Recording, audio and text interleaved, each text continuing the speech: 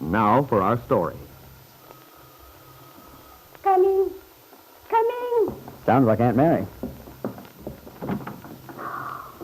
Randy.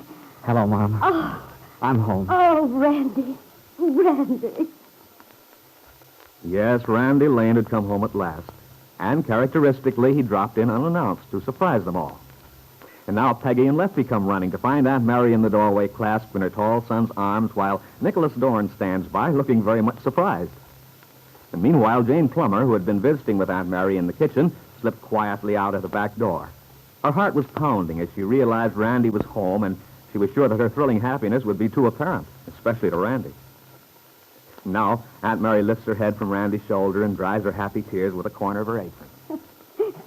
Oh, my goodness. Look at us all standing here with the door wide open, letting out all the heat. And, Nicholas, I haven't even said hello. Hello, Aunt Mary. Come in, boys. Come in. All right. Peggy! It is you, isn't it? Hello, Randy. Oh, Peggy.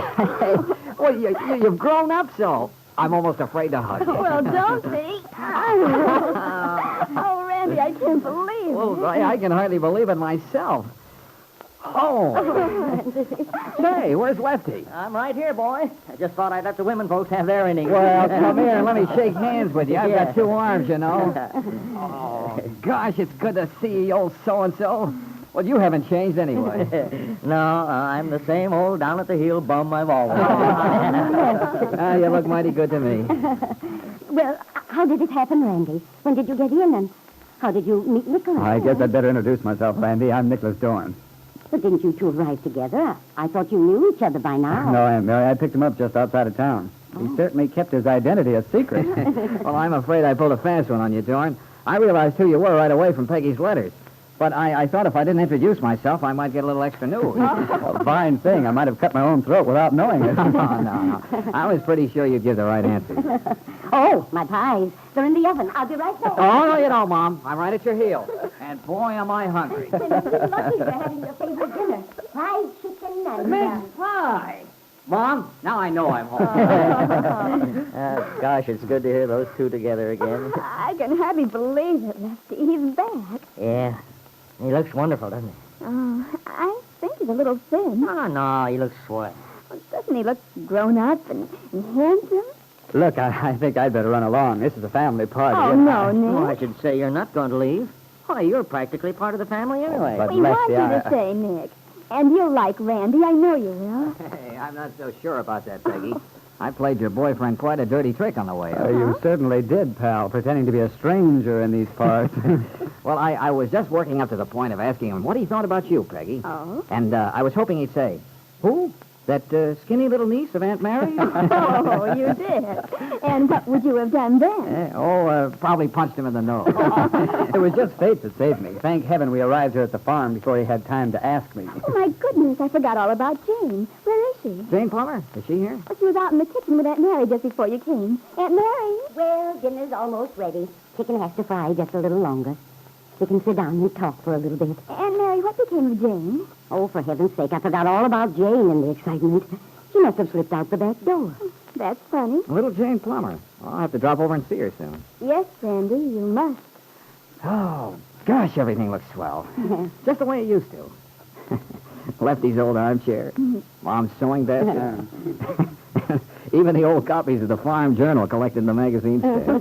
They're probably the same issues, too. We can't get Lefty to part with a single one of them. There's always something he's going to cut out later. Well, darn it, those things are valuable. Oh, go on, Lefty. You're a magazine hoarder from way back. Well, at least he doesn't save old alarm clocks like some people I know. Oh, well, now that's different. I was always going to find out what was wrong. Get him running again. Nick, you've never seen such a mess. It used to be my job to straighten up Randy's room Saturday mornings. And did I have a time wading through wires and wheels and heaven knows what all? Well, he probably has a scientific bent. You should have encouraged him. Randy can fix anything. Say, thanks, Mom. You've always been my best booster. And you've always been mine, son. Well, Randy, everything in the house looks the same, but what about all of us? Do you see any change? Oh, you look about the same, Lefty. And Mom. But, Peggy's certainly a different girl. I am? How, Randy? Well, you've grown up so much. Oh, my. I noticed it, too, even though I've been able to see it happening. Well, I'm glad you noticed it anyway. I was afraid you wouldn't. Yeah, Peggy, you're quite a young lady now. Of course, I'd gathered from letters that you'd turned into a very pretty gal. But I wasn't quite prepared for this. Oh, goodness, this makes me feel wonderful. Tell me more, Randy. Oh, I don't know. You seem to be more sure of yourself, more sophisticated. And yet you're still the same sweet little kid you were when you were 12. When you used to make me mad by sneaking off with my bicycle. Oh, Randy. Well, thanks, Randy. Now I'm getting the real lowdown on this young woman. Lefty and Aunt Mary are no help. They always cover up for her. They don't give me the terrible truth. Oh, she's not bad, really. But just keep her under your thumb, Dorn. She's like most women. Has to be disciplined occasionally. Oh, you don't say. Well, maybe that's where I've been making my mistake. I've been too easy with her. Well, on the level, I think you're a very lucky guy. And I'm sure glad I got back in time for the big event. When Peggy wrote me about it, there didn't seem to be much hope of getting home in time. Well, Randy. Oh, say, what's the matter? Hey, don't tell me I am too late. It's all over? No, that is, well, you're not too late, Randy. It's just that the wedding's been postponed for the time being. Oh. I see. Well, I better be getting dinner on. I'll come and help you, Aunt Mary. Oh, you needn't, dear. Why don't you stay and talk to the boys? No, I'd rather help. We'll all have plenty of time to talk later. All right, then. I think I'll go out and take a look around. Even if it is dark, I can get an idea how things look. Yes, quite a few changes around outside. There are? Well, we'll have to go on a real tour in the morning. This is just a quick once-over. Oh, you want to come, Dorn? Thanks. I think I will. I think I'll go along, too. Lefty, I'll need you in the kitchen. Oh, okay, Aunt Mary. Hey, Mom. Yes, son? I just want to see that beautiful smile of yours again. I'm so happy, Randy. Same here, Mom. Now, don't be too long. Dinner will be ready in a jiffy. Okay. Oh, Randy, you sure surprised him. Yeah, I guess I did. Hey, just noticed. They painted the house. Oh, yeah, several months ago. Looks fine, too. Peggy wanted the shutters yellow and Lefty wanted them blue. There was quite a discussion about it. Oh, what color are they? Green. A compromise, huh? Oh, gosh, it's wonderful. Home. I can't get over it. Yeah, I think I know how you feel. Can't imagine a nicer place or family to come home to. And it'll be wonderful for them to have you back, too. Mother and Lefty have been doing fine, but they could certainly use some help keeping things up. I know. I'm going to pitch in and help the next few months. Until I decide just what I'm going to do. Oh, by the way, John, I seem to have put my foot in it a while ago. I'm sorry. You mean about the wedding? Yeah. That's okay. No way for you to know what's been cooking. But I'm interested, though. What is cooking? Big brother stuff, huh? Well, I guess that's it.